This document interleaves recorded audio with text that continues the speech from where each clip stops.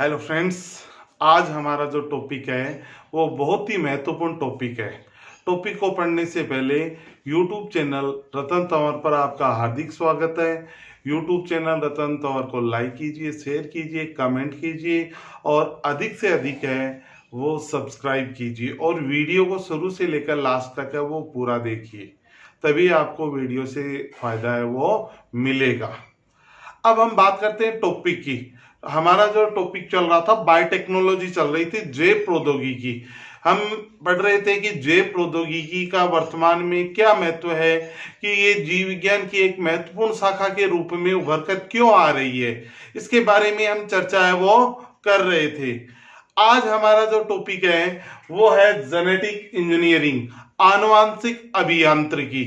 आनुवांशिक अभियांत्रिकी क्या होती है, इसके द्वारा किस प्रकार से हमें लाभ प्राप्त होता है, इसके बारे में हम चर्चा करेंगे। जेनेटिक इंजीनियरिंग में, आनुवांशिक अभियांत्रिकी में सबसे पहले मैं बात करता हूं जेनेटिक इंजीनियरिंग, आनुवांशिकी अभियांत्रिकी। जो शब्द है वो सर्वप्रथम जैक विलियमसन के द्वारा 1941 में दिया गया। कब दिया गया? 1941 में जैक विलियमसन के द्वारा है जेनेटिक इंजीनियरिंग या आनुवांशिक अभियांत्रिकी शब्द दिया गया। जेनेटिक इंजीनियरिंग को जीन स्पेलिंग, डीएनए तकनीक, पुनर्योगक डीएनए तकनीक, आरडीएनए, रिकॉम्बिनेट डीएनए या जीन में हेरफेर के नाम से भी जाना जाता है। ये जो टेक्निक है जेनेटिक इंजीनियरिंग, इसमें क्या किया जाता है? जीनों में बदलाव किया जाता है। जीनों में बदलाव का मतलब होता है दो जीवों से जो डीएनए प्राप्त करते हैं उन डीएनए को काटा जाता है, आपस में जोड़ा जाता है और फिर नए गुणों वाले जीन का निर्माण करके नए पादप या जंतु में उसको डाला जाता है। अब हम पढ़ते हैं इसके अंतर्गत एक कोशिका के आनुवांशिक पदार्थ में विजातीय डीएनए, यानी एक कोशिका को निकालते हैं, उससे में आनुवांशिक पदार्थ उसको पृथक करते हैं और विजातीय डीएनए जोड़कर कोशिका में आनुवांशिक संगठन में कृत्रिम रूप से परिवर्तन करना आनुवांशिकी अभियांत्रिकी कहलाता है। यानी कहने का मतलब है, एक जीव की कोशिका निकालते हैं, कोशिका से हम आनुवांशिक पदार्थ को पृथक करते हैं, आनुवांशिक पदार्थ को एक विशिष्ट एंजाइम के द्वारा काटा जाता है और फिर विजातीय डीएनए है वो उस डीएनए के साथ में जोड़ दिया जाता है। ये जेनेटिक इंजीनियरिंग की तहत है वो कार्य किया जाता है। वर्तमान में जो आनुवांशिक अभियांत्रिकी है उसे पुनर्योगक डीएनए या रिकॉम्बिनेट या आरडीएनए के नाम से जाना जाता है। आनुवांशिक अभियांत्रिकी को वर्तमान में रिकॉम्बिनेट डीएनए, आरडीएनए या पुनर्योगक डीएनए के नाम से जाना जाता है। आरडीएनए की जो खोज है स्टेनले कोहन व हर्बर्ट बॉयर ने की थी। इन्होंने साल्मोनेला व इकोलाई, एस्चेरिचिया कोलाई में सर्वप्रथम 1973 में आरडीएनए का निर्माण वो किया था। अब बात आती है पुनर्योगक डीएनए या आरडीएनए क्या होता है। दो अलग अलग जीवों से प्राप्त डीएनए को विभिन्न एंजाइमों से काटकर है वो जोड़ा जाता है।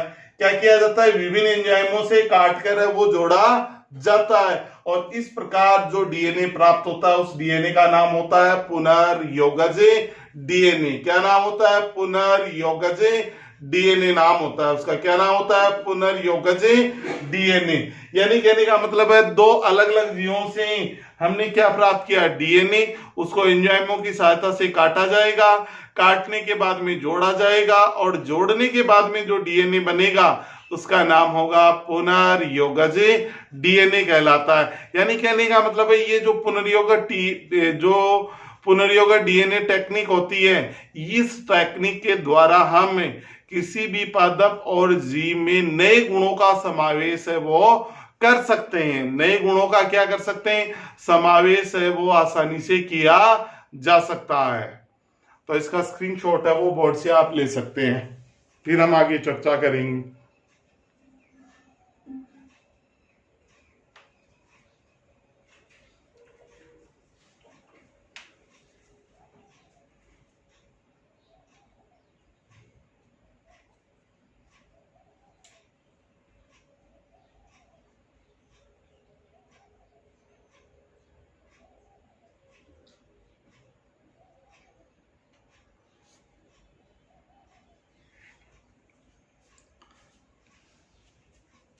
ओके हो गया, तो मैं मिटा देता हूँ इसको।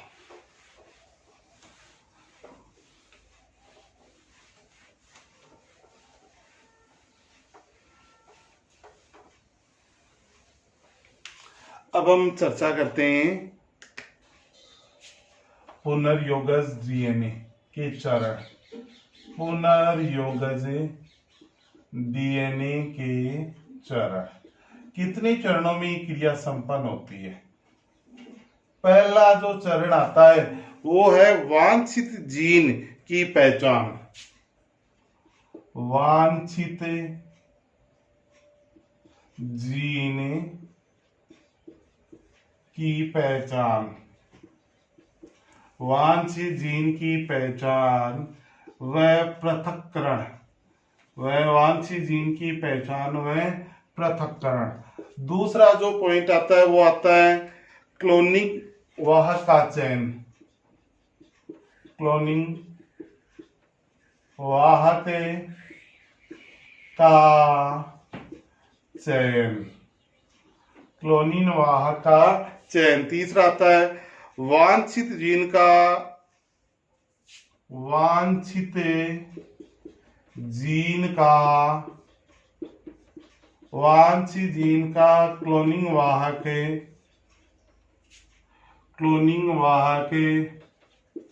में समावेश। ठीक है। चौथा जो चरण आता है वो आता है पुनर्योगज डीएनए का परपोषी कोशिका में गुणन। पुनर्योगज डीएनए का परपोषी कोशिका में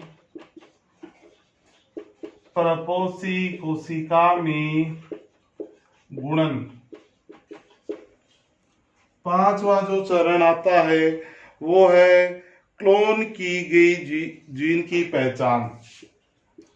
क्लोन की गई जीन की पहचान। और छठा जो चरण आता है वांछित जीन की अभिव्यक्ति।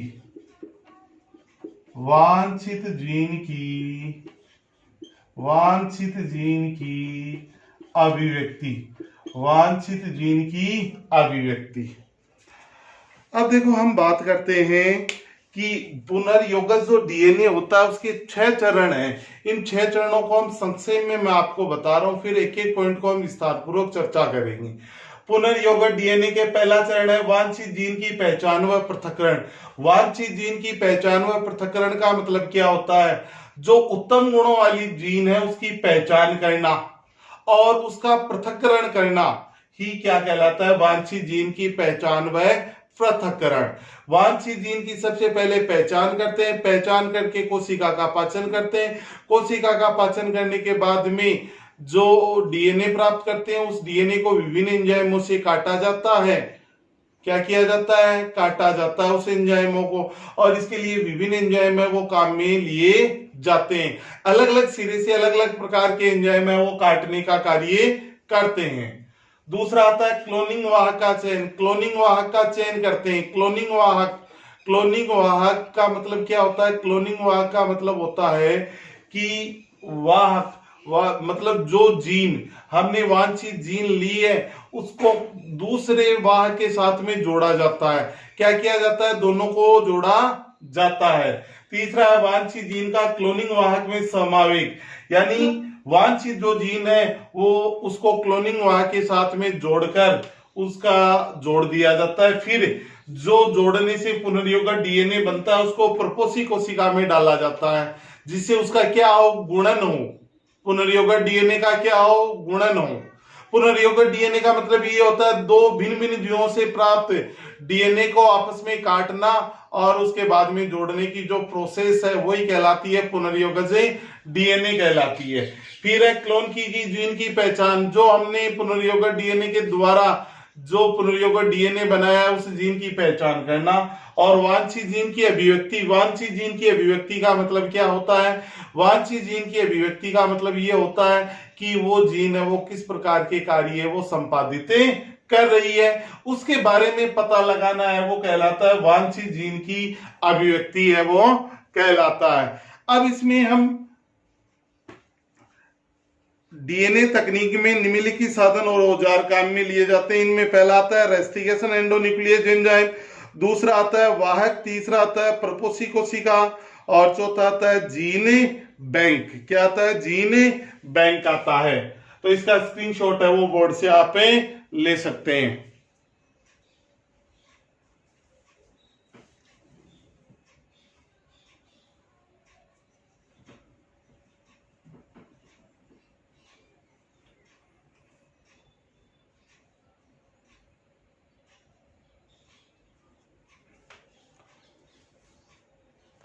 ओके, ले लिया स्क्रीनशॉट। कल जो हमारा टॉपिक होगा वो होगा वांछित जीन की पहचान व पृथक्करण है वो किस प्रकार से किया जाता है, इसके लिए कौन कौन से एंजाइम है वो काम में लिए जाते हैं, उनके बारे में हम विस्तार पूर्वक वो चर्चा करेंगे। ये जो पॉइंट है वो बहुत ही महत्वपूर्ण पॉइंट है आपके वांछित जीन की पहचान व पृथक्करण का। तो आज की वीडियो में इतना ही, और नेक्स्ट जो वीडियो आएगा उसमें हम नया टॉपिक है वो अध्ययन करेंगे। तो ओके, बाय।